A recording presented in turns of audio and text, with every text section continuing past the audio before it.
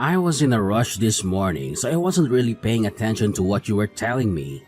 I hope I heard wrong, but did you say something about being away for 3 days? Something about the funeral? Yeah, my dad recently passed away, remember? I told you about it a few days ago. He had a heart attack, and he didn't make it. I'm the one organizing the funeral and everything. Not to mention sorting out his house and his belongings. So yeah, you heard right. I'll be away for around 3 days, taking care of it all. I have to fly to his hometown and meet with his relatives and friends. It's going to be hard, but I have to do it. Can't you get a relative to sort all of that out? You have aunts and uncles and cousins, right? Why do you have to do everything yourself? Can't you just delegate some tasks to them? I'm his only child, remember? My mom's already passed away, so who do you want me to ask? It's obviously my responsibility. I'm the closest person to him. I have to make sure everything is done properly and respectfully. It's the least I can do for him. So what am I supposed to eat for 3 days? I'm too busy to cook and clean for 3 whole days. I don't care who you ask, but get someone else to take care of all this. Don't be such a baby. It's only 3 days. I'm sure you can figure things out and feed yourself. You're a grown man, not a helpless child. You can order some food online or go to a restaurant or make something simple. You can also use the washing machine and the vacuum cleaner if you need to. It's not rocket science. I'm not kidding around. I don't care what excuse you have. I won't let you slack off your responsibilities like this. You're neglecting me and our marriage. You're putting your dead father above your living husband. How dare you? You know my dad just died, right? It isn't an excuse. It's a fact. Can't you show some sympathy and support? Exactly. He's already passed away, right? What difference does a funeral make? It's not like he'll be coming back. Get an uncle or something to sort it out. You don't even need to be there, do you? It's just a waste of time. You should stay here with me and focus on our relationship. You can be a real jerk, you know? It's important to me. It's my last chance to say goodbye. Don't call it a waste of time. Say goodbye? He's already dead, you know. Do you think his ghost is coming to the funeral or something? I want to see my father one last time at the funeral before we bury him. Can't you understand that much? Are you going to have the same attitude when your own parents pass away? My parents are still pretty healthy, thank you very much. Don't try and jinx them by saying stuff like that. Way to miss the point. You're the one missing the point. Have you forgotten who you owe this blissful life of ours to? Missing one measly funeral is your biggest worry. Do you know how lucky you are? Remind me, who's the one keeping the lights on again? You are. I know you're the one making money for us to live on. But I take care of everything around the house, don't I? Without money, there will be no house. It's because I have such a good job that we can afford to live like this in the first place, isn't it? Am I wrong? And I appreciate that, like I've told you a million times before. So I guess that means you understand, right? What's more important? Going to say goodbye or whatever at your dad's funeral? Or coming to take care of things at home? Which is it? If you're so worried about food, I'll cook in advance. I'll leave enough for 3 days in the fridge for you. No. I want to eat freshly cooked food. Don't I deserve that much at least? And besides, it's not only food I'm talking about. What about the washing? And cleaning the house? Like I said, it's only 3 days. You can get by 3 days without me taking care of those things for you, can't you? No, I can't. You should just keep quiet and keep taking care of the house for me. You shouldn't be wasting your time on all this other nonsense. Who do you think I am? Your servant or something? I have my own life too, you know. You don't own me. Wow. Aren't you being a little overdramatic? Not to mention ungrateful. I'm the one you owe that life of yours to, you know? Whatever. Say what you want. I'm taking care of my father's funeral, whether you like it or not. Has nothing I said got through that thick head of yours? I'll make this as simple as possible. Go if you want, but don't act surprised to see if divorce papers when you get back. Fine. Whatever you say. I'm not skipping this. Fine. I'll be picking divorce papers up on my way home from work. When you see the papers in person, I hope you'll think this through a little more carefully. I've canceled your old man's funeral. So don't worry about leaving tomorrow. Now all that's left is for you to ask someone else to sort out his house. So I suggest you get on that ASAP. What are you talking about? That's the most disrespectful and heartless thing you could do. You were gonna go anyway, weren't you? Despite me making it very clear that I'm not allowing you to. So I realized this would be the simplest way to get you to do the right thing. This must be some kind of sick joke, right? There's no way you'd suddenly cancel the funeral the day before. That's low, even for you. It was all done under my name anyway. There's no way they'd let you. You think so, huh? But I looked through all your drawers last night and I found the contract you made with the funeral services. Then it was pretty easy to call them and cancel it as your husband. They just believed I was calling on your behalf since I had all of the details. So you're telling me this isn't a joke? You've actually called off the service? Yeah, I did. It was pretty easy once I had a contract. I can't believe this. Are you insane? How could you do this to me and to my dad? How could you be so cruel and selfish? The cancellation fee was obviously pretty high on this short notice, so you can expect your car to be charged pretty soon. What am I supposed to do now? I've invited all of his family and friends, and the morgue was only supposed to keep my father until tomorrow. How am I going to explain this to them? How am I going to face them? How the hell should I know? Didn't I tell you before? I'm his nearest kin, so this is all my responsibility. Do you have any idea how much trouble you've just caused me? Do you even care? That's why I told you before. Get a relative to take care of all this. Oh, and that reminds me. I also saw that ugly black dress of yours. You sold the dress I was gonna wear to the funeral too? I actually got $20 for that old thing. Can you believe it? What were you thinking? What? It's not like you'll be needing it anymore, right? Not just this funeral. You won't be needing a dress for any kind of occasion, will you? I hope you can get that through your head now. You'll be at home taking care of the housework 365 days a year from now on. Got it? What do you think I am, exactly? Your wife or your servant? What kind of question is that? You are my beloved wife, of course.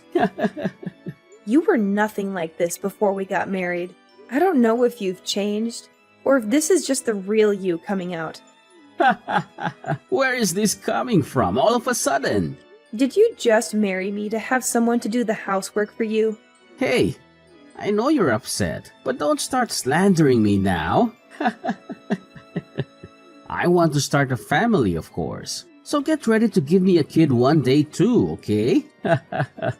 I guess you expect me to take on all the responsibility of raising that kid too then, huh? You're the woman in this house, aren't you? So do you really need to even ask such a stupid question? Besides, don't you get it already? Everything besides bringing the money in is your job. It's just as I thought. That's how you actually see things. Do you understand yet? How many times do I have to remind you? I'm the one keeping the lights on. I'm the one putting food on the table. So of course, that gives me the right to make every decision in this house. Sorry, but I never agreed to any of that. I really don't care about how you feel. As long as you understand what I'm telling you, you should know what you have to do. That's enough. I get it now. It might have taken me a while, but I see who you really are now. Good. Then grow up and do as I say, okay? Are you really okay with this, though? You're going to get fired from your job at this rate, you know? What's that supposed to mean? Is that some kind of threat? It's not a threat. It's a question. Are you really okay getting fired from such a prestigious company? What are you talking about? Whatever happens between us has nothing to do with my company, right? Are you feeling okay? The president of your company. His name is Robert Bateman, isn't it? Yeah, it is. So what? And how do you know his name? I don't remember ever mentioning it to you. He was supposed to be at my dad's funeral tomorrow, too. Mr. Bateman was? Why would he go to your dad's funeral? Oh, I guess I must not have told you. Robert and my dad were really close. They have been really good friends since childhood. Your dad and Mr. Bateman were... You know the company you are so proud to work for? My dad and Mr. Bateman actually established it together. My dad was a huge part of the business when it was still on its way up. Stop spouting nonsense. This is the first I've heard of any of this. That's because my dad retired pretty early when he got sick. He asked me not to tell you because he didn't want you to feel awkward around him, or try too hard to be respectful or polite when we see him. Are you serious? Which is why your president had no intentions of missing my father's funeral. He even called to pay his respects and confirm the funeral time and location. But how do you think he's going to react when he finds out about this? That his own employee went and canceled his best friend's funeral the day before it was meant to take place? Wait a minute. Does he know about me? Does he know that I'm married to his friend's daughter? I don't know. My dad prepared a list of people he wanted at his funeral before he passed away. That's how I invited him. Unless my dad mentioned it to him at some point. Maybe he doesn't know. If he does know, it will leave a pretty bad impression of me to not attend, right? What are you trying to say? Have you gone from wanting the funeral called off altogether to wanting to attend yourself? You told me I shouldn't even go, didn't you? You wanted to leave it to my relatives? Well, I mean, the situation has obviously changed now. Besides, you've already gone and canceled it, haven't you? It's probably not too late to cancel the cancellation. Excuse me? If I call them right now, they should be able to stop the cancellation. I'll just say it was a misunderstanding. I've already been charged the cancellation fee. I'm pretty sure it's too late for that now. In that case, I'll arrange another funeral at the same place and at the same time. He'll never know. Oh, will you? What about the funeral attire? You sold the only dress I could wear. I'll buy you a new dress. So please, let's just forget any of this happened. You're unbelievable. As soon as you find out it's going to affect you, you do a complete 180. You didn't care at all when it was just about me grieving my late father. But if I lose this job in such a crazy way, my life's over. Our industry is pretty small, and Mr. Bateman really gets around. Oh, I see. So it's no problem for me to leave the house either now, I assume. Of course. I'll take care of everything while you're away. Oh wait, no. I'll attend the funeral with you. That won't be necessary. I don't want you near my father. Don't say that. Don't worry. I won't say anything out of the ordinary to Mr. Bateman. You really won't? Do you promise? Yes. Then it should be fine. I guess that's that then. The funeral is over. It was a solemn and dignified ceremony. Everyone who knew my father came to pay their respects. I see. Did Mr. Bateman really show up? Of course he did. He even shed some tears for my father. He said he was his best friend and mentor, and that he owed him everything. And did you talk to him? You didn't say anything weird, did you? You know how important he is for my career, right? That's really all you care about, isn't it? But don't worry, I didn't. I just thanked him for coming and for his kind words. I see. Then it's all well and good. I'm glad everything went smoothly. By the way, I have something to talk to you about. And what's that? Is it about the inheritance? Did your father leave you anything? Now that the funeral is done, I've filed for a divorce. I've had enough of this sham of a marriage. You've done what now? You've actually filed for divorce? I've left the papers on the kitchen table. So make sure to fill in all the parts you're supposed to, okay? And don't try to delay or contest it.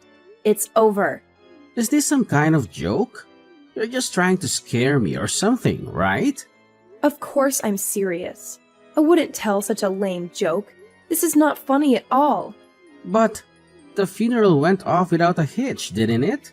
That's got nothing to do with anything.